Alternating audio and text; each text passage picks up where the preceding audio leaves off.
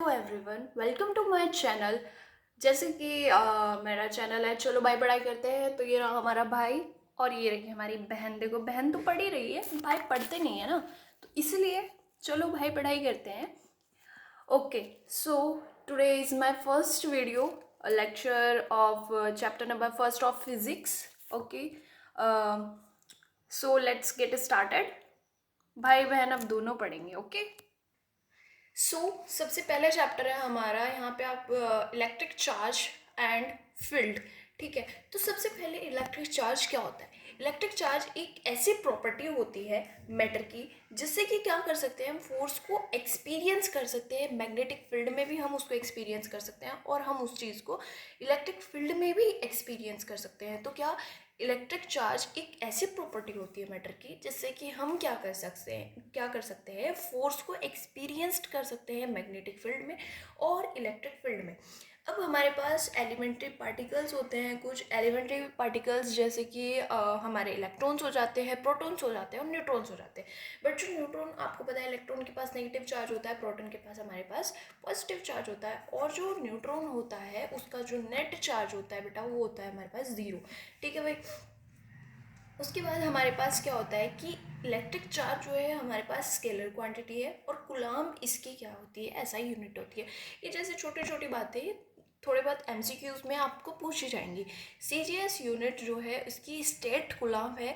ठीक है, फिर हमारे पास आता है कि 1 कूलम्ब। अब हमें वैसे तो पता है कि भाई ऐसे 1.6 इंटू द पावर माइनस के 19 होती है। ठीक है, बट इसमें क्या है कि 1 कूलम्ब यहाँ पे है 3 × 10⁹ स्टेट कूलम्ब। स्टेट कूलम्ब है यहाँ पे। और अगर वैसे कूलम्ब की बात करते हैं तो हमारे पास दूसरी बार ये वाला इलेक्ट्रॉन चलता है। अब आपने देखो 9th में भी पढ़ी है चीज़ें, 10th में भी पढ़ी है और 11th में भी थी और फाइनली अब 12th में भी आ गई है कि एक इलेक्ट्रॉन के पास कितना चार्ज होता है। वही सिंपल सी बातें हैं ये। ठीक है, मास कितना होता है एक इलेक्ट्रॉन का और प्रोटॉन का, न्यूट्रॉन का कितना मासेस होते हैं। अब इलेक्ट्रिक चार्ज जो होता है ट्रांसफ़र। ठीक है, ये थोड़ी इंपॉर्टेंट चीज़ें हैं हमारे पास। ठीक है भाई, इसके पास इसमें एक एमसीक्यू आ जाता है कि इलेक्ट्रॉन ऐड हुआ तो नेगेटिवली चार्ज हो जाता है। भाई नेगेटिवली चार्ज, इसको मैं एक एग्जांपल से समझाती हूँ अभी। मान लेते हैं यहाँ पे कोई एक लड़का है। ठीक है, दिखाई दे रहा है, हाँ ठीक है। ये भाई कोई लड़का है, ऐसे करके एक लड़का ये है। ठीक है, तो इसका नाम मैं रख देती हूँ, इसका नाम मैं शॉपी रख देती हूँ और इसका नाम मैं पॉपी रख देती हूँ। ठीक है भाई, जो ये पॉपी शॉपी है दोनों बेस्ट फ्रेंड्स हैं एक दूसरे के। अब क्या हुआ कि जो ये पॉपी है, ये जो पॉपी है यहाँ पे, ये क्या करता है, ये शॉपी से जो बोलता है कि मुझे ना तो प्लीज़ 5 रुपीज़ जो है मुझे उधार दे दे। तो ये क्या करता है, ये इससे ले लेता है। तो अब इसके पास कैसे आ गया, नेगेटिव, यानी कि ये जो है कर्ज में चला गया। और इसने दिए, जिसने दिए उसके पास कैसा आ गया, पॉजिटिव चार्ज आ गया। ठीक है भाई, अब मानो कि ये जो है पैसे लेता गया, तो मान लो इसकी जेबें भी भरेंगी यहाँ पे। तो कितना हो गया, ये जैसे लेता जा रहा है तो क्या होगा, इसका जो साइज़ है वो भी तो इंक्रीज़ होगा ना एक टाइम पे। तो जैसे इसका साइज़ भी इंक्रीज़ हो रहा है भाई। ठीक है, तो साइज़ इंक्रीज़ हो रहा है और इसके पास नेगेटिव चार्ज आ गया है। यानी कि समझो कि जो इलेक्ट्रॉन लेता है, जो इलेक्ट्रॉन को क्या करवाता है, अपने अंदर ऐड करवाता है। यानी कि इलेक्ट्रॉन को आप ऐसे समझो, जो अपने अंदर ऐड करवाता है वो क्या हो जाता है, हमेशा यहाँ पे हमारा नेगेटिव साइन आ जाता है उसके पास में। और नेगेटिव साइन के साथ साथ में उसका जो साइज़ है वो भी इंक्रीज़ होता है। ठीक है, देखो अब क्या है, यहाँ पे ऐसे ही था, ये समझा दिया मैंने। अब आगे चलते हैं यहाँ पे। ठीक है, यहाँ पे देखो, एक second, sorry. Okay, a neutral body is unchanged negatively what happens to its mass. यानी कि एक न्यूट्रल बॉडी है, कोई भी एक न्यूट्रल बॉडी है। ठीक है भाई, उसने क्या किया कि उसने नेगेटिव चार्ज हो गई वो, तो उसके जो साइज़ है उसके साइज़ पे क्या फ़र्क पड़ेगा। तो अभी मैंने आपको बताया कि साइज़ पे क्या फ़र्क पड़ेगा भाई, उसका साइज़ जो है इंक्रीज़ हो जाएगा। और इसी तरीके से अगर कोई बॉडी है वो पॉजिटिवली चार्ज हो जाती है तो उसका साइज़ जो है डिक्रीज़ हो जाएगा, क्योंकि उसने क्या किया, अपने पैसे डोनेट किए। अब क्या आता है हमारे पास, बेसिक प्रॉपर्टीज़ आ जाती हैं चार्ज की, जो कि बहुत इंपॉर्टेंट है। तो सबसे पहले हमारा जो चार्ज होता है उसकी जो बेसिक प्रॉपर्टीज़ क्या है, एडिटिव, यानी कि एडिटिव प्रॉपर्टी ये प्रॉपर्टी है हमारे पास कि हम उस चीज़ को, मतलब हम सारे चार्जेस को जो है ऐड कर सकते हैं, Q1 Q2 Q3, ठीक है। फिर क्वांटाइजेशन एक ऐसी प्रॉपर्टी है भाई, क्वांटाइजेशन की वही चार्ज हमेशा क्वांटाइज्ड रहेगा, यानी कि 1 2 3 4 ऐसे ले सकते हो आप, पॉइंटों में नहीं ले सकते कभी भी चार्ज को, ठीक है। जैसे कि आपको पता है, इसका एक एग्जांपल देती हूँ कि मैं, मतलब मान लो मैं चिप्स लेने गई, तो आप चिप्स का पूरा पैकेट ले सकते हो, ऐसे तो नहीं कह सकते भैया वो कि भैया चिप्स के अंदर से एक चिप्स निकाल के दे दो, या फिर चिप्स के अंदर से 2 चिप्स निकाल के दे दो, ऐसे नहीं होता। तो पूरा वो पैकेट के फॉर्म में ही मिलता है। तो इसी तरीके से जो इलेक्ट्रॉन्स होते हैं वो भी पैकेट के फॉर्म में ही लिए जाते हैं, ऐसा नहीं होता कि एक दे दो, दो दे दो, ठीक है, मतलब सॉरी पॉइंटों में दे दो। कंजर्वेशन में क्या होता है कि ना तो हम चार्ज को बना सकते हैं और ना ही हम उसको डिस्ट्रॉय कर सकते, वो जो है आइसोलेटेड सिस्टम में हमेशा क्या रहता है, वो कांस्टेंट रहता है। अब चार्ज जो है इनवेरिएंट, यानी कि चार्ज जो है कभी भी चेंज नहीं होता है, चार्ज जो है चेंज नहीं होगा, चार्ज जो है इनवेरिएंट होता है। चार्ज जो है रेडिएट करता है एनर्जी, ठीक है, जब वो चलता है तो एक्सीलेट करता है, रेडिएट करता है एनर्जी को, ठीक है। अब नेक्स्ट आ जाते हैं, हमारे पास एक न्यूमेरिकल है, जैसे कि how many electrons to be removed from a body to charge it by 1 coulomb, यानी कि कितने इलेक्ट्रॉन जो है रिमूव कर दूं मैं एक बॉडी से, जो क्या हो जाए कि वो बॉडी जो है 1 कूलम उस पर चार्ज आ जाए। We are using just a q is equals to n e. अब क्यू यानी कि क्यू हमारे पास चार्ज, तो हमें पता है कितना होता है, 1.6 इंटू 10⁻⁻19, और एन हमें बताना है, सॉरी इलेक्ट्रॉन और एन यहाँ पे है, क्यू कितना है हमारे पास 1 है। अब इसको 1 कूलम में बताना है, ठीक है, n is equals to 1/1.6 into 10⁻⁻19 हो जाएगा। अब ये 19 ऊपर जाके जो है प्लस का हो जाएगा, तो 10⁻19, और ये 1.6 को आप डिवाइड कर सकते हो, ठीक है, ऐसे करके डिवाइड कर लो, 5 हो जाएंगे, यहाँ पे 8 हो जाएगा, और आप इसको फर्दर ही डिवाइड कर सकते हो 5/8 से, ठीक है। तो ये हमारे पास आ जाएगा, तो ये हो जाएगा हमारे पास 6.25 इंटू 10⁻, सॉरी 6.25 इंटू 10⁻18, ठीक है। तो ये था यहाँ पे। अब नेक्स्ट है कि types of material on the basis of charge flow, यानी कि बेसिक मटेरियल्स जिनके अंदर जो है चार्ज जो है फ्लो करता है, वो कौन कौन से। एक तो हमारे पास कंडक्टर सबसे स्टार्टिंग में आ जाता है, semi conductors and insulators. Conductors वो होते हैं जिनके अंदर फ्रीली इलेक्ट्रॉन जो है मूव कर सकते हैं, ठीक है, यानी कि आराम से जो है इलेक्ट्रॉन घूम सकते हैं उनके अंदर, ठीक है भाई। जैसे आपके घर वाले ना हो तो आप भी अच्छे से घूम सकते हो, तो इसी तरीके से होता है कंडक्टर भी। सेमी कंडक्टर क्या होते हैं, जो जिनके अंदर इलेक्ट्रॉन्स जो है फ्लो करते हैं मॉडरेटली, भाई मॉडरेटली मतलब कि थोड़े बहुत नाम के बराबर, जैसे कि सेमी कंडक्टर से समझो कि आपके घर वाले भी हैं, आप थोड़ा बहुत जो है, मतलब थोड़ा बहुत तो आप चिल कर लेते हो तब, ठीक है। और इंसुलेटर्स क्या हो, जब बिल्कुल घर वाले आपके साथ हों, ठीक है, तो ऑलमोस्ट ज़ीरो फ्लो होता है, मतलब होता ही नहीं है यहाँ पे फ्लो, ठीक है। और फिर आपके पास आ जाते हैं methods of charging. Methods of charging में हम क्या पढ़ते हैं कि भाई चार्जिंग बाय फ्रिक्शन। फ्रिक्शन से कैसे चार्जिंग होती है भाई, रबिंग करने से। जैसे हमने बचपन में पढ़ा है, रबिंग करने वाला जो ये बहुत बार पढ़ाया जाता है कि जैसे आपने क्या करते हो, आप रब करते हो, कॉम्ब का वो देखा होगा, और फिर आप अपने बालों में रब करो एक बार उसको, और फिर पेपर स्लिप पे लगाओ तो वो उठने लगती है, वो मूव करती है, ठीक है। तो इसी तरीके से होता है ये वाला, तो ये सेम है यहाँ पे कि रबिंग करने से जो है हीट जनरेट होती है, यानी कि इलेक्ट्रॉन्स का थर्मो इमिशन होता है, यानी कि इलेक्ट्रॉन्स मूव करते हैं, यानी कि जब भी आप दो बॉडीज़ को एक दूसरे में रब करते हो तो इलेक्ट्रॉन का ट्रांसफ़र होता है एक दूसरे से, ठीक है। यहाँ पे जो है एक बहुत इंपॉर्टेंट से एग्जांपल है यहाँ पे कि ग्लास रोड को रब किया आपने सिल्क के साथ में, मान लो ये आपकी थी ग्लास रोड, ठीक है, और ये क्या है हमारे पास सिल्क पड़ा हुआ है यहाँ पे, ठीक है। तो इसमें पॉजिटिव है, इसमें नेगेटिव है, तो दोनों को रब करोगे तो यहाँ पे चार्ज जो है जनरेट होता है बेटा। फिर यहाँ पे नेक्स्ट वाला वही देखते हो आप, एबेनॉइड रॉड है ये, और ये फर है। तो एक बात ध्यान रखनी है, पहले पॉजिटिव फिर नेगेटिव फिर negative, positive negative negative positive, last वाले पे पॉजिटिव आएगा और इस दोनों में नेगेटिव आएगा, ऐसे ध्यान रखना है यहाँ पे। फिर चार्जिंग बाय कंडक्शन। कंडक्शन यानी कि इसमें तो आप किसी भी वायर से कनेक्ट कर दो या फिर दो बॉडीज़ को एक जगह रख दो, इसमें तो आराम से हो जाता है। रबिंग में आपने देखा, फ्रिक्शन में आपने देखा कि जैसे ही हमने रब किया दो चीज़ों को, उसके अंदर चार्ज हो गया फ्लो, और इसके मतलब हीट जनरेट होती है।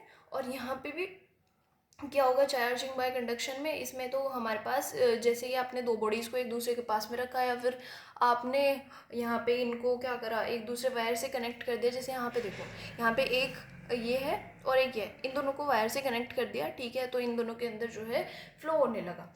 ठीक है, तो ऐसे ही होता है यहाँ पे। फिर if bodies are identical, sorry ये भी है, one of the bodies must be charge, यानी कि एक बॉडी कम से कम चार्ज होनी चाहिए, मतलब यहाँ पे ये चार्ज है और ये चार्ज नहीं है, ये न्यूट्रल है, तो माइनस के 5 कूलम थे और ये 0 थे, ठीक है।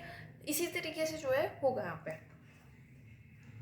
क्या इक्वली आ जाते हैं, फिर इसमें क्या होता है इक्वली आ जाता है, ठीक है। या तो आप इसको 4 दे दो, फिर इसको एक, मतलब इतना ही बनना चाहिए। माइनस के 5 है तो यहाँ पे आप ये भी रख सकते हो कि माइनस के 3 गुलाम और यहाँ पे 2 गुलाम, तो ये तब भी यही बनेगा। तो ऐसा आप चार्ज डिस्ट्रीब्यूशन भी यहाँ पे कर सकते हो। If bodies are identical then charges are equally distributed. Identical का मतलब होता है भाई जुड़वा, आइडेंटिकल का मतलब क्या होता है जुड़वा, ये ठीक है। तो आइडेंटिकल का मतलब होता है यहाँ पे जुड़वा। आफ्टर कंडक्शन, मान लो दो बॉडीज थी यहाँ पे, तो ये कितना था, यहाँ पे 5 था और यहाँ पे क्या था हमारे पास 2 था, तो 5 + 2 यानी कि कितने हो जाते हैं हमारे पास 7। और तो 7 को जो है हमने ऐसे डिस्ट्रीब्यूट किया जो दोनों पे जाके मिल गया है, ठीक है। ये नेगेटिव है क्या, ठीक है। तो अभी तक हमने देख ली दो, जो है फ्रिक्शन से देख लिया, चार्जिंग बाय फ्रिक्शन से देख लिया जिसके अंदर हम रबिंग कर रहे थे, और एक कंडक्टर से देख लिया। अब हमारे पास लास्ट आता है हमारे पास इंडक्शन वाला, यानी कि क्रिएट कर सकते हैं हम बॉडी को बिना टच किए, हम उसको क्या कर सकते हैं चार्ज कर सकते हैं। जैसे कि मान लो ये है मेरे पास एक बॉडी, तो अर्थिंग भी इसको बोलते हैं हम ज़्यादातर, ठीक है। तो यहाँ पे क्या करते हो, मान लो आप यहाँ पे एक रॉड लेके आए पॉजिटिव चार्ज वाली, तो सारा नेगेटिव चार्ज जो है इस बॉडी का वो इधर आ जाएगा, और जो पॉजिटिव चार्ज है वो नीचे अर्थ में चला जाएगा, यानी कि जो इलेक्ट्रॉन्स आएंगे वो इसे लेने के लिए आएंगे और ये सारा पॉजिटिव चार्ज चला जाएगा। तो ये कैसा हो जाएगा, नेगेटिवली चार्ज हो जाएगा, ठीक है। जैसे अगर यहाँ पे मैं पॉजिटिव चार्ज ले गए तो नेगेटिव फिर से आ गया, तो पॉजिटिव फिर से यहाँ पे चला जाएगा। और ऐसे ही अगर आपको यहाँ पे नेगेटिव लेके आई मैं, पॉजिटिव यहाँ पे आ गया और नेगेटिव नीचे चला जाएगा, ठीक है। सिंपल सा था। स्पेसिफिक चार्ज क्या होता है, स्पेसिफिक चार्ज जो होता है हमारा Q/m होता है, यानी कि चार्ज बाय मास, ठीक है। तो इसका जो अगर आपको डेफिनेशन लिखनी है तो specific charge is the define as the ratio of the charge and mass, या फिर चार्ज पर यूनिट मास, ठीक है। फिर force between charges electrostatic force, ठीक है। यानी कि इलेक्ट्रो मतलब चार्ज की बात, स्टैटिक मतलब एट रेस्ट, हमेशा रेस्ट पे रहेंगी इसमें चीज़ें।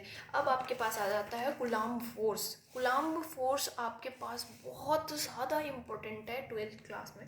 यहाँ पे क्या होता है कि मान लो ये बॉडी है, ठीक है, ये इधर फोर्स लगाई, यहाँ पे Q1 चार्ज ले लिया, यहाँ पे Q2 चार्ज ले लिया हमने, ठीक है।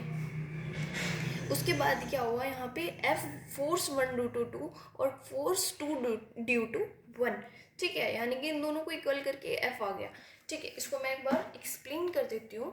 देखिए भाई, यहाँ पे हमारे पास ये एक बॉडी है, ठीक है। हमने कुछ भी लेट सपोज कर लिया, ठीक है भाई। यहाँ पे मैंने क्या ले लिया, Q1 चार्ज ले लिया, और यहाँ पे मैंने क्या ले लिया, Q2 चार्ज ले लिया।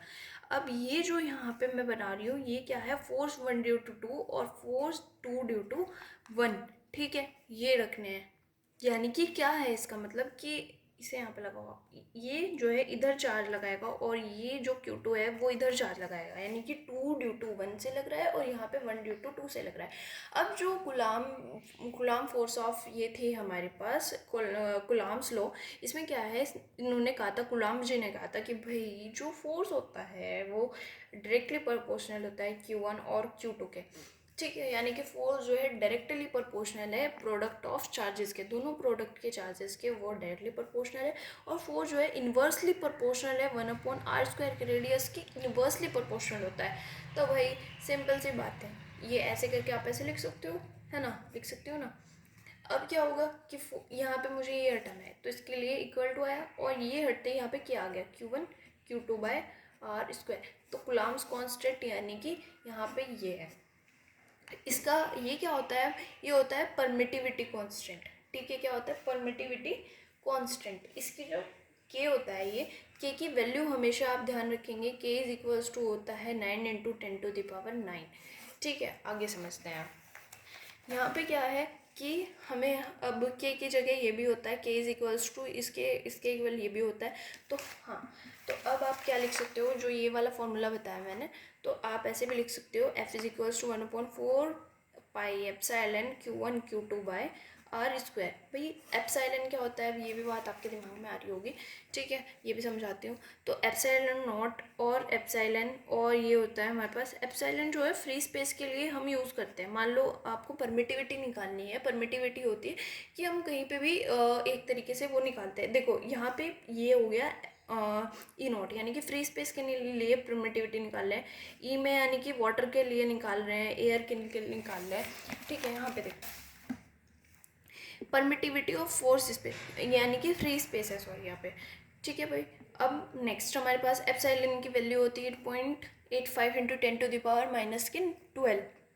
परमिटिविटी क्या होती है, देखो ये रहा पे मीडियम प्रॉपर्टी, एक ऐसा मीडियम जिससे कि हम क्या बता सकते हैं, डिटरमाइन कर सकते हैं इलेक्ट्रिक फोर्स बिटवीन दो चार्जेस के बीच में, हम इलेक्ट्रिक फोर्स को बता सकते हैं। ये हमारे पास एप्सिलॉन नॉट होता है, इसकी वैल्यू मैंने बता दी है। ई के लिए हम ई नॉट के लिए फ्री स्पेस में देखते हैं और ई के लिए अनदर स्पेस में देखते हैं, इसके लिए रिलेटिव परमिटिविटी। और के होता है डाइलेक्ट्रिक कांस्टेंट बोलते हैं हम के को, ठीक है भाई। इसका एक फॉर्मूला भी होता है यहाँ पे, ये रहा, K is equals to e r is equals to e upon e naught, ठीक है। ई आर यानी कि रिलेटिव परमिटिविटी, ई के लिए हम चेक, ई जो है परमिटिविटी ऑफ मीडियम, और इसके लिए फ्री स्पेस के लिए, ठीक है। अब जो है हमारे पास मीनिंग क्या आता है पॉइंट चार्जेस का, यानी कि जो ये हमारे पास कूलाम्स लॉ होती है ना भाई, ये इसमें क्या होता है कि हम पॉइंट चार्जेस के लिए ही अलाउ होती है ना। तो यहाँ पे क्या होता है कि कूलाम्स लॉ जो है वैलिड है पॉइंट चार्जेस के लिए, और जो साइज होता है वो चार्ज होता है, bodies are much smaller than the distance between the charge bodies are called point charges, यानी कि छोटी होनी चाहिए बहुत। ये पॉइंट चार्जेस के जितना पॉइंट चार्ज होनी चाहिए उसी के लिए ये जो कूलाम्स लॉ है हमारी वो क्या है, वैलिड है, ठीक है। कूलाम्स लॉ पढ़ ली। अब उसके लिमिटेशंस, भाई जिस चीज़ के फ़ायदे हैं उस चीज़ के जो है लिमिटेशंस भी होते हैं। तो चार्ज हमेशा रेस्ट पे होना चाहिए, पॉइंट चार्ज होना चाहिए, और उसकी जो रेडियस है वो 10⁻⁻15 से जो है छोटी होनी चाहिए, ठीक है। अब हमारे पास आता है इंपॉर्टेंट कॉन्सेप्ट, जो मतलब कि इंपॉर्टेंट बातें हैं। लिमिटेशंस पढ़ ली, कूलाम्स लॉ पढ़ लिया हमने। तो दो चार्जेस एग्जर्ट करते हैं, इसमें इक्वल और अपोजिट जो है फोर्सेस एक दूसरे के ऊपर, हमेशा सेंट्रल के लिए लगता है, पॉइंट चार्जेस के लिए लगता है। और एक्शन रिएक्शन पेयर, यानी कि जो हमने थर्ड लॉ में भी पढ़ी थी भाई, वो है।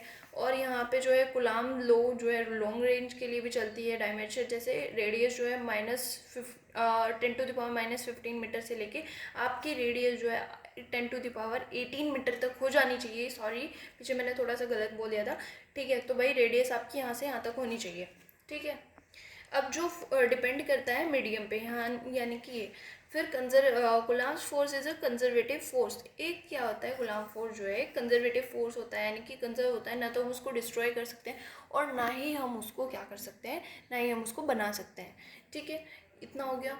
अब आ जाता है हमारे पास, देखो डाइलेक्ट्रिक कांस्टेंट, यानी कि कंडक्टर्स, इन सब की रेंज पूछ रखवा जाती है बहुत बार। तो कंडक्टर्स की जो रेंज होती है, यानी कि के की जो रेंज होती है वो इन्फिनिटी तक जा सकती है। इंसुलेटर की रेंज जो है के हो सकती के तक जाती है, और इन सब की रेंज जो है 1 तक होती है, ठीक है। और जो कभी भी रेंज नहीं हो सकती वो होती है आपकी 0 और 0.5, यानी मतलब कि कुछ भी नहीं होती है।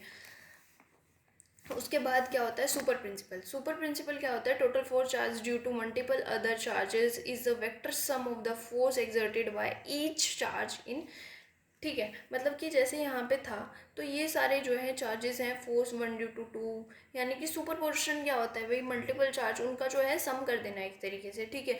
जैसे मान लो मैं एक बना के देखती हूँ, तो Q1 यहाँ पे, ठीक है भाई, Q2 हो गया, Q3 हो गया, तो ये सब जो है ऐसे जाएंगे यहाँ पे, और ये लग जाएगी फोर्स, यानी कि यहाँ पे क्या है, मान लो Q3 है, ठीक है। तो यहाँ पे क्या लग जाएगी, फिर ये फोर्स 1/3 लग जाएगी, ठीक है। तो इस तरीके से यहाँ पे फोर्सेस जो है लगती है। नेक्स्ट आ जाता है हमारे पास electric field intensity. Electric field intensity को हम क्या कहते हैं, इसको हम डिफाइन कर सकते हैं कि रेशो होता है फोर्स का और टेस्ट चार्ज का, ठीक है भाई। या फिर इसके ये रही यहाँ पे डेफिनेशन, बट सिंपली आप लिखना चाहो तो ये भी लिख सकते हो, आपकी विषय आप जैसे लिखना है वैसे लिख सकते हो, ठीक है भाई। तो अब यहाँ पे क्या होता है कि ये हो गया हमारा ई यानी कि इलेक्ट्रिक फील्ड इंटेंसिटी, ये किसके इक्वल होगी, फोर्स अपॉन टेस्ट चार्ज की, जो कि एक वेक्टर क्वांटिटी है, यानी कि इसका मैग्नीट्यूड भी होता है हमारे पास में, और इसका जो है डायरेक्शन भी होता है, ठीक है। फिर उसके बाद यहाँ पे इसको ड्राइव करके दिखाया हुआ है, मैं करके दिखाती हूँ एक बार। E is equals to f upon q naught हो जाता है, ठीक है, दिख रहा है। उसके बाद एफ की जगह मैं क्या लिख सकती हूँ, के क्यू बाय आर स्क्वायर, और यहाँ पे जो है आर स्क्वायर आ जाएगा, और यहाँ पे जो है ये हमारे पास एक क्यू नोट यहाँ पे था, ठीक है भाई, और यहाँ पे जो है एक क्यू नोट यहाँ पे, तो क्यू नोट से क्यू नोट कट गया, तो के क्यू बाय आर स्क्वायर आ जाता है। के क्यू नोट, अच्छा ये दूसरे वाला फॉर्मूला लगाया है, k q square upon r square वाला, ठीक है। तो यहाँ पे ये जो है आंसर आ जाता है कि के क्यू बाय आर स्क्वायर, ठीक है। जितने भी डेरिवेशंस हैं वो मैं नेक्स्ट लेक्चर में जो है सारी डेरिवेशंस जो है सॉल्व करवा दूंगी। अभी जस्ट हम जो है एक तरीके से अपना सारा थ्योरेटिकल पार्ट कंप्लीट कर लेंगे इस लेक्चर। अब आती है हमारे पास इलेक्ट्रिक फील्ड लाइंस क्या होती हैं, मतलब कि देखो ये क्या होती है, curve along which a smaller positive charge move when free to do so tangent, यानी कि देखो सिंपल सी बात समझो कि मान लो यहाँ से एक कर्व जा रहा है, ठीक है, तो इसके पीछे पीछे जो कर्व जाएगा, ये वाला कर्व जो है जाएगा, इसे इलेक्ट्रिक फील्ड लाइंस बोलते हैं। किसी चार्ज पे जब कोई इस तरीके से कर्व जाता है उसे हम क्या बोलते हैं, कि इसे हम इमेजिनरी कर्व भी बोलते हैं, जो कि रियली में नहीं होता भाई, इमेजिनरी हमने उस चीज़ को सपोज किया हुआ होता है। अब इसकी प्रॉपर्टीज़ हमेशा पूछी जाती हैं, आपको ध्यान रखनी है। तो इलेक्ट्रिक फील्ड लाइंस जो है स्टार्ट होती है पॉजिटिव चार्ज से और एंड होती है हमेशा नेगेटिव चार्ज पे। ये कंटिन्यूस कर्व होता है, ठीक है, ये कहीं पे भी क्लोज्ड कर्व नहीं होता है, ऐसे नहीं होता कभी भी, ठीक है, ऐसे नहीं होगा कभी भी, ऐसे ही होगा। फिर उसके बाद जो है टेंजेंट जो है, इलेक्ट्रिक फील्ड लाइंस हमेशा शो करती हैं डायरेक्शन, हमेशा डायरेक्शन भी ये शो करेंगी। अब जो दो लाइंस होंगी वो कभी भी एक दूसरे को इंटरसेक्ट नहीं करेंगी, क्योंकि अगर एक दूसरे को इंटरसेक्ट करेंगे, यानी कि मान लो यहाँ पे किसी ने इंटरसेक्ट कर दिया, यानी कि इसके दो टेंजेंट हो जाएंगे ना, जो कि पॉसिबल ही नहीं है, ठीक है भाई, तो पॉसिबल नहीं है, तो इसलिए ऐसा कभी भी नहीं होगा। फिर हमेशा यहाँ पे 90 डिग्री बनेगा भाई, ठीक है। एक क्या होता है कि tendency to contract lengthwise it explains attract to unlike charges. देखो जैसे लाइक चार्जेस होंगे यहाँ पे हमेशा नल पॉइंट होगा, आप ध्यान रखोगे यहाँ पे, और लाइक चार्जेस इस तरीके से होंगे। अब ये वाली कुछ फिगर्स हैं, आप ध्यान से देख लेना इनको, कि effective electric field line for different charge conductor, यानी कि अलग अलग कंडक्टर्स के लिए है। जैसे मान लो ये पॉजिटिव है, तो पॉजिटिव में हमेशा बाहर को जाएगा, यानी कि इससे आप एग्जाम्पल से समझ सकते हो कि भाई जो अच्छे लोग होते हैं ना उनसे सब दूर दूर ही भागते हैं। ऐसा नहीं होता कि आज के टाइम में ना सबको बुरे लोग पसंद आते हैं, तो हमेशा देखो नेगेटिव लोगों के पास सब जाना चाहेंगे, बट अच्छे लोगों के पास कोई नहीं जाना चाहता, ठीक है। तो इस तरीके से समझ सकते हो आप। और उसके बाद क्या होगा, effective electric field line equal के लिए, मतलब सिलेंडर है इस तरीके से जो है बनेगी है, और इक्वल के लिए और पॉजिटिव चार्ज के लिए, यानी कि ये तो मैंने पहले बताया था, और यहाँ पे नल पॉइंट होगा, ठीक है। Effective field line for charge plane conductor, इस तरीके से प्लेन कंडक्टर के लिए होंगे, प्लेन कंडक्टर के लिए होंगे, देख सकते हैं आप। अब आता है हमारे पास continuous charge of distribution of charge. अब लीनियर चार्ज यानी कि जो बिल्कुल सीधा चल रहा हो, ठीक है, तो यहाँ पे हम इसको लेमडा से जो है डिनोट करते हैं, क्यू अपॉन एल इसका वो हो जाएगा, ठीक है भाई। और फिर उसके बाद ऐसे ही सरफेस डेंसिटी है जिसको हम सिग्मा से वो करते हैं, ठीक है भाई, यहाँ पे रो आएगा, सॉरी, ये यहाँ पे हो जाएगा क्यू अपॉन ए, यानी कि एरिया के लिए ए है, और यहाँ पे जो है वॉल्यूम के लिए भी इस तरीके से ये आ जाएगा। तो देखो सबसे पहले आपको एक तो इनके सिंबल याद रखने हैं, और क्यू तो यहाँ पे सब में ही आएगा। अब लीनियर के लिए देखो एल लगा लो, ठीक है, इस तरीके से थोड़ी ट्रिक्स बनानी सीखो। सरफेस चार्ज डेंसिटी यानी कि ए आ जाएगा, वॉल्यूम के लिए यहाँ पे वी आ जाएगा, ठीक है। फिर आता है हमारे पास इलेक्ट्रिक डायपोल, यानी कि जो अपोजिट चार्जेस के लिए लगता है, सेम मैग्नीट्यूड होता है, शॉर्ट डिस्टेंस होती है, यानी कि ये क्या होता है, एक पेयर ऑफ इक्वल और अपोजिट चार्जेस के बीच में जो स्मॉल डिस्टेंस होता है उसे ही हम क्या कहते हैं, इलेक्ट्रिक डायपोल कहते हैं, ठीक है। यानी कि जो पेयर ऑफ इक्वल अपोजिट जो सेपरेटेड होते हैं कि स्मॉल डिस्टेंस से, उसको हम इलेक्ट्रिक ये कहते हैं, इलेक्ट्रिक डायपोल कहते हैं, ठीक है। डायपोल मोमेंट क्या होता है, अब यानी कि नेगेटिव से पॉजिटिव की साइड चलता है, इधर से इधर चलता है, हमेशा क्या होता है पॉजिटिव से नेगेटिव जाते हैं, बट लेकिन यहाँ पे क्या है, नेगेटिव टू पॉजिटिव जा रहे हैं। और यहाँ पे क्या होता है, charge into separation, q into two a is equals to, मतलब पी से हम इसको डिनोट करते हैं डायपोल मोमेंट को, और यहाँ पे ये हो जाता है, ठीक है। अब हमारे पास नेक्स्ट आता है, यहाँ पे देखो ये है torque on dipole in uniform electric field. मान लो ये वाला जो आपको पता होगा ऐसे, जो मतलब ऐसे हॉरिजॉन्टली होती है, वहाँ पे हमेशा साइन थीटा बनता है, साइन थीटा बना, ये ऐसे 2 है, ठीक है। तो ये यहाँ पे क्या हो गया, टॉर्क इज इक्वल्स टू इधर फोर्स इनटू परपेंडिकुलर डिस्टेंस, यानी कि टॉर्क हमेशा ऐसे बनती है, देखो भाई, इसे बहुत बच्चे गलत बना देते हैं, तो ऐसे बनती है। इसका जो फॉर्मूला होता है पी इंटू साइन थीटा होता है, ठीक है। उसके बाद यानी कि टॉर्क की जो मैक्सिमम टॉर्क होती है वो 90 डिग्री पे होती है, क्योंकि कोस 90 जो है 1 होता है, सॉरी कोई साइन 90 जो है 1 होता है, तो यहाँ पे 1 आ गया, तो इस सबसे मैक्सिमम यहाँ पे होगी और मिनिमम यहाँ पे होगी साइन 0 डिग्री पे जो है ये होगी। फिर उसके बाद net force and net torque on a dipole इस तरीके से है, एफ नेट 0 होगा, ए नेट 0 होगा, ठीक है, ये इस तरीके से होगा। अब आ जाते हैं इलेक्ट्रिक फ्लक्स पर। इलेक्ट्रिक फ्लक्स क्या होता है भाई, the number of electric field lines passing through an area normally perpendicular, यानी कि जो नॉर्मली जारी होती हैं उनको बोलते हैं हम इलेक्ट्रिक फ्लक्स, ठीक है। यानी कि जो इलेक्ट्रिक फील्ड लाइंस जो है पास हो रही होती है एक एरिया, नॉर्मली एरिया से परपेंडिकुलरली, ठीक है। मान लो जैसे ये लाइंस है, यहाँ पे देखो, इस वाली लाइन में आप देखो कितनी लाइनें पास हो रही हैं, इससे 4 लाइनें हो रही है ना। अब इसी चीज़ को मैं ऐसे रख देती हूँ, देखो जैसे ये था भी यहाँ पे, ये ऐसे है, ठीक है, फिर मैंने इसको ऐसे कर दिया, ठीक है, फिर मैंने इसको ऐसे कर दिया, ऐसे, ठीक है, समझ में आ रहा है। देखो यहाँ पे देखो, ऐसे देखो तो ज़्यादा लाइनें हैं, ठीक है, ऐसे देखो तो थोड़ी कम लाइनें होगी, फिर अगर मैं ऐसे देखूँ तो सिर्फ एक भी लाइन जो है मेरे पर पास नहीं हो रही। तो इसी तरीके से होता है इलेक्ट्रिक फ्लक्स को आप इस तरीके से शो करते हो, ये क्या होते हैं इलेक्ट्रिक फील्ड, और यहाँ पे ये डी एस, यानी कि आप इसको डिस्प्लेसमेंट से भी समझ सकते हो, या फिर आप एरिया भी यहाँ पे लिख सकते हो।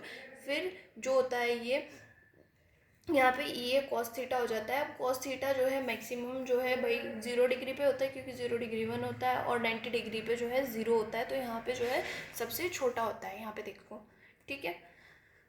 Next, units of electric flux जो होता है वो एक स्केलर क्वांटिटी है, जिसमें 0, नेगेटिव, पॉजिटिव, ये सारी वैल्यूज आती हैं। ऐसा यूनिट जो है इसकी न्यूटन मीटर स्क्वायर और कूलम माइनस होती है, ठीक है भाई। यहाँ पे ये अभी जो मैंने पीछे बताया वही है। इलेक्ट्रिक फ्लक्स की जो इंपॉर्टेंट पॉइंट्स है वो क्या होते हैं, द वैल्यू ऑफ जो ये होता है हमारे पास एप्सिलॉन बोल रही हूँ उसको, फाई इज 0 होता है, ठीक है।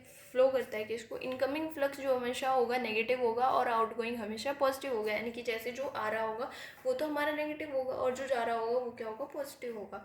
यहाँ पे क्या होता है, इनक्लोज्ड नहीं होता, मतलब कि if no charge is enclosed by the closed surface, यानी कि अंदर कोई भी चार्जेस नहीं होगा।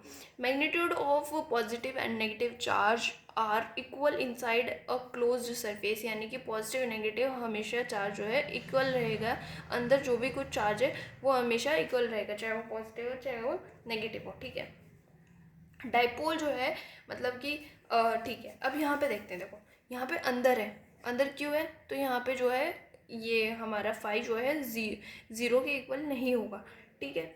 और यहाँ पे जो है यानी कि 0 भी, यहाँ पे 0 भी हो सकता है, चार्ज जो है 0 भी हो सकता है, ठीक है, ई 0 भी हो सकती है, क्योंकि इलेक्ट्रिक फील्ड लाइन अंदर थोड़ी ना होगी भाई, अंदर थोड़ी ना होगी, ऐसे ही यहाँ पे है। अब गॉस थ्योरम क्या होती है, गॉस थ्योरम स्टेट्स, भाई बहुत इंपॉर्टेंट है, बहुत ही ज़्यादा इंपॉर्टेंट है, जितना इम्पोर्टेंट का भी इम्पोर्टेंट है, ठीक है भाई। तो Gauss theorem states that the total flux through a closed surface is 1 upon epsilon not times the net charge enclosed bye closed surface, यानी कि इसके अंदर क्या होता है, इसे हम ऐसे डिफाइन कर सकते हैं। देखो मैं सारे डेरिवेशंस में आपको कल कराऊंगी पक्का से, ठीक है। यहाँ पे क्या है कि टोटल फ्लक्स यानी कि क्लोज सरफेस के अंदर जो होता है वो हमारा 1 अपॉन एप्सिलॉन नॉट टाइम्स होता है नेट चार्ज, और इसके डेरिवेशंस तो बहुत ही आसान है। इसका जो फॉर्मूला होता है वो ई इनक्लोज्ड अपॉन एप्सिलॉन नॉट होता है इसका, ठीक है। तो the ratio of charge enclosed upon epsilon not, यानी कि इसके अंदर जो मतलब मान लो होलो स्फीयर है, इसके अंदर जो भी चार्ज होगा और इस पे जो फ्री स्पेस होगा, लग रहा होगा इसके ऊपर जो फ्री स्पेस, उसी को हम गॉस थ्योरम बोलते हैं। अब ये रहा हमारे पास गॉसियन सरफेस। गॉसियन सरफेस क्या होता है, एक हाइपोथेटिकल क्लोज्ड सरफेस होता है जो इनक्लोजिंग होता है एक चार्ज के अंदर, ठीक है। Clever choice of Gaussian surface, electric field produce होती है सिमेट्रिक कॉन्फ़िगरेशन, उसी चीज़ को बोलते हैं भाई, जो थीटा होगा वो 90 होगा, या 0 पे 90 पे देखेंगे या 0 पे देखेंगे, इंपॉर्टेंट बातें हैं यहाँ पे, ठीक है। अब इम्पोर्टेंट पॉइंट्स क्या हैं गॉस थ्योरम के, जो इम्पोर्टेंट पॉइंट्स है वो ये रहे यहाँ पे। तो फ्लक्स थ्रू गॉसियन सरफेस, यानी कि हमेशा मतलब जो फ्लक्स जा रहा होगा गॉसियन सरफेस के यहाँ से, अब उसमें जो है थोड़ी सी बातें हमें देखनी है यहाँ पे जो इम्पोर्टेंट है। अब सेकंड क्या है, मतलब कि पहला क्या है कि डिपेंड करेगा on charges present inside it, यानी कि जितने भी चार्जेस उसके अंदर है उस पर डिपेंड करेगा, इंडिपेंडेंट ऑफ इट्स शेप, यानी कि शेप कैसी भी हो, कैसे आप बना दो, आप इसको ऐसे बना दो, ऐसे बना दो, कुछ भी बना दो, सॉरी क्लॉज रहना चाहिए, ठीक है। तो उससे इंडिपेंडेंट होगा, उस पर डिपेंड नहीं करेगा, independent of position of shape, यानी कि पोजिशन पे भी जो है ये नहीं करेगा। और Gaussian surface closed surface incoming flux is taken negative and will outgoing is positive, जैसे मैंने पहले बताया था, ठीक है। Gaussian surface all the charges present inside and outside electric field, यानी कि सारे ही माने जाएंगे, चाहे कोई अंदर है इलेक्ट्रिक फील्ड में, चाहे कोई बाहर है, सारे ही माने जाएंगे, ठीक है। फिर उसके बाद यहाँ पे आ जाते हैं आपके थोड़े से पॉइंट ये रहे कि क्वेश्चन सरफेस जो है five equal to zero does not imply E, मतलब कि ज़ीरो के इक्वल नहीं हो सकता है, इक्वल नहीं हो इम्प्लाई नहीं हो सकता कि मतलब अगर यहाँ पे आपका फाइव जो है ज़ीरो है तो उससे हम ये नहीं कह सकते कि इलेक्ट्रिक फील्ड ज़ीरो होगी, ठीक है। लेकिन अगर इलेक्ट्रिक फील्ड ज़ीरो होगी तो भाई फाइव तो ज़ीरो ही होगा, सिंपल सी बात है, ठीक है। उसके बाद यहाँ पे क्या कह सकते हैं हम कि भाई if a closed body enclosing any Q is placed an electric flux either uniform or non-uniform, total flux line with will be zero, हमेशा जो है ज़ीरो होगी क्लोज्ड बॉडी जो है इनक्लोजिंग एनी क्यू चार्ज, ठीक है। जो हमारे पास यहाँ पे टोटल फॉर्मूला है मैंने यहाँ पे लिख दिया है, Q equals to any F equals to K Q one Q two by are square, K equals to one upon pi epsilon naught. अगर कोई नया फोर्स निकालना है उसके लिए ये होता है परमिटिविटी का, ये है force is equals to sorry electric field is equals to f upon q k q by are square, फिर यहाँ पे लेमडा और ये सारी चीज़ें आ जाती हैं। और जितनी भी डेरिवेशंस बची है वो मैं कल पक्का से करा दूँगी, ठीक है। अभी के लिए thank you so much watching for my channel, if you just like my channel so just please subscribe me, I am your sister, thank you so much, okay, Radhe Krishna.